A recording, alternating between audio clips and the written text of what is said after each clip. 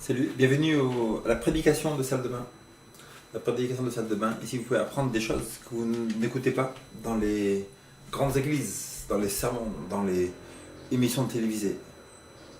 N'est-ce pas? Ici vous êtes dans les cloisons, petites salles de bain, pour entendre les vérités que vous pouvez donner au monde entier. Donc le sujet encore aujourd'hui, c'est la théorie de l'évolution. Théorie de l'évolution aux créations. Cette semaine, j'ai fait un débat avec des évolutionnistes. Et en fait, le thème, c'était l'océan. Et dans l'océan, j'ai posé 3 questions. Et donc, aucune des personnes n'a pu répondre. C'est des Américains. C'est pas en France, truc ici. C'est America, the land of the free. Et là, tous les évolutionnistes scientifiques ne pouvaient pas répondre à cette question. La question est, pourquoi le taux de sel dans la mer est ce qu'il est aujourd'hui, si la théorie de l'évolution est vraie? Le sel dans la mer, taux de sel dans la mer, je crois qu'il devrait être beaucoup plus grand, beaucoup plus puissant, s'il a commencé il y a des millions d'années, etc. Et le taux de sel a augmenté. C'est-à-dire que maintenant, on devrait avoir un taux de sel incroyable dans la mer. Pourquoi le taux de sel est tel qu'il est aujourd'hui? Si la théorie de l'évolution, si les millions d'années sont vraies.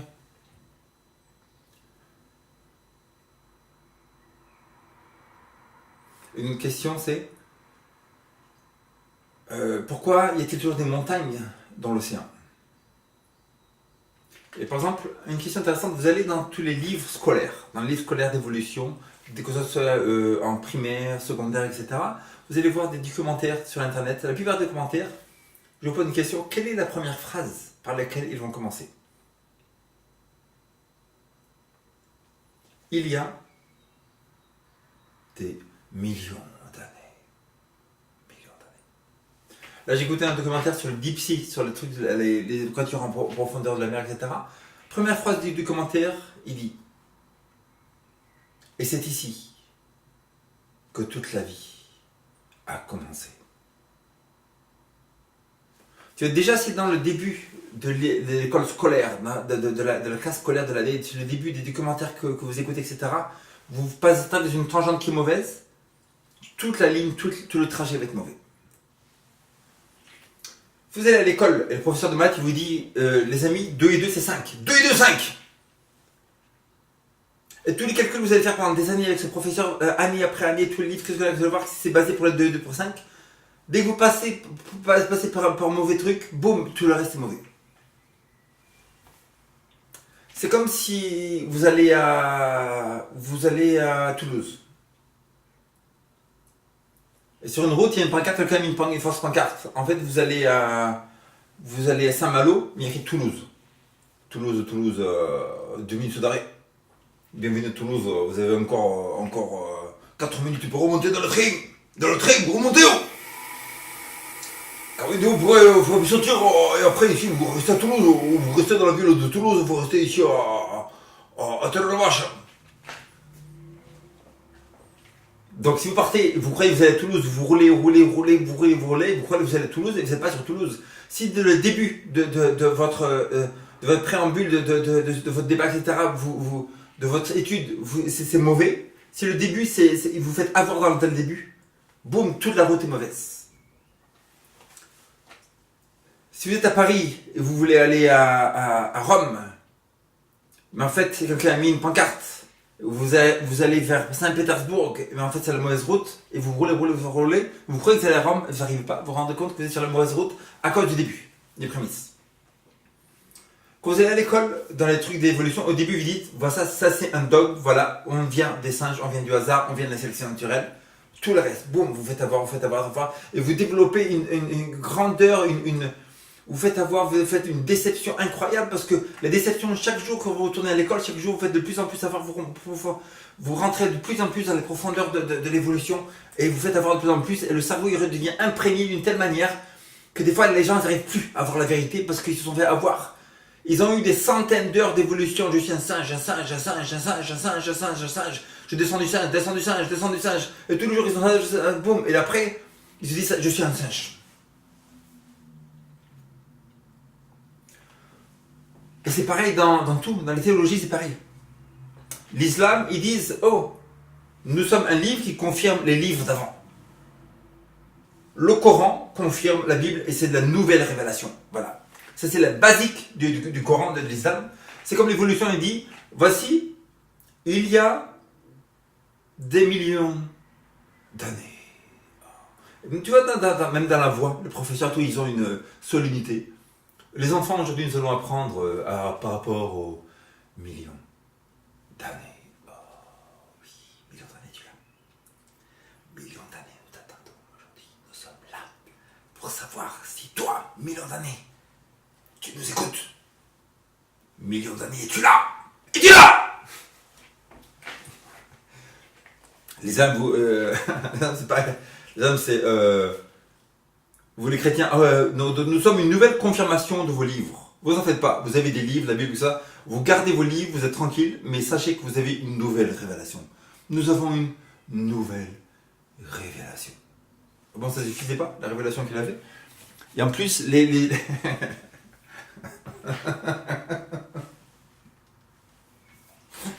en plus, les musulmans, ils vont oser dire, mais pourquoi Dieu a-t-il eu besoin d'un Nouveau Testament? Pourquoi Dieu a créé un Nouveau Testament? N'est-il pas suffisant de l'Ancien Testament? Il y a des musulmans qui vont dire ça. Ils vont oser dire ça, donc eux, ils ont un Coran qui confirme. Le Coran, il confirme rien du tout. Il n'y a rien de confirmé. Qu'est-ce que ça confirme? Oui, Hôtel Ibis. Hôtel Ibis, oui, monsieur Jean-Paul Coco. Oui, nous confirmons votre rendez-vous, votre séjour à Paris pendant 4 jours, à partir de 12-19 2095. Nous confirmons. Nous avons un livre qui a fait la confirmation. Nous confirmons. Vous êtes chrétien, mais nous vous confirmons que c'est bien, que votre rendez-vous, il est bien, que vous avez bien rendez-vous avec Allah un jour, bientôt, à la fin du monde. Il n'y a pas de confirmation. La Bible dit que dans Malachie 4, ça dit que quand Jésus revient à la fin du millénium, boum, Dieu va envoyer du feu, il va détruire tout le monde, il n'y a pas d'enfer éternel.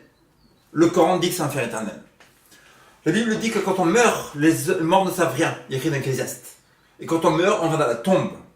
À la résurrection, quand on a fait le bien, Dieu nous envoie au paradis, alors les autres vont être détruits et tout le monde brûlé.